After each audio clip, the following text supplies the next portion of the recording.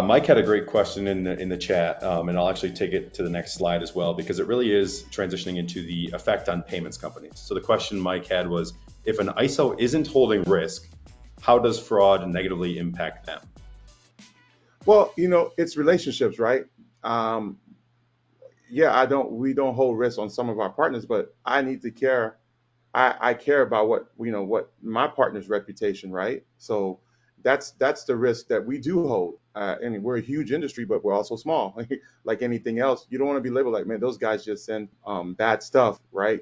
Your relationship with that processor, whatever, they have consequences and responsibilities that they have to deal with. They're in on the bank, and so we look at it as, hey, it's our solution too. We own it. I mean, some of these we white label it with some of our partners, and we want to make sure that we protect it and care for it as much as we can. So when we're reviewing, like we go these extra steps, it's to be like, hey, we did everything that we could in our power to ensure that this was the right deal and this one got through. And then it's either, I mean, most of the time it's a learning experience. Like, oh, we've seen that this is what's happened. And it's a collaborative effect. We put it into the good book as to something to look for down the line. We try to catch it and scrape it before it gets to them.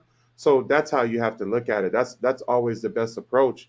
And even like my agents, we work with agents, right? There's not pay agents that are out there. That's what I want them to do. And when it comes to me, then for them to be able to understand, like, yeah, I need you to scrub and do the best that you can when you give us this information, even though we're going to scrub it again just to verify. But that's the type of relationships that we want, and what we do with our various partners.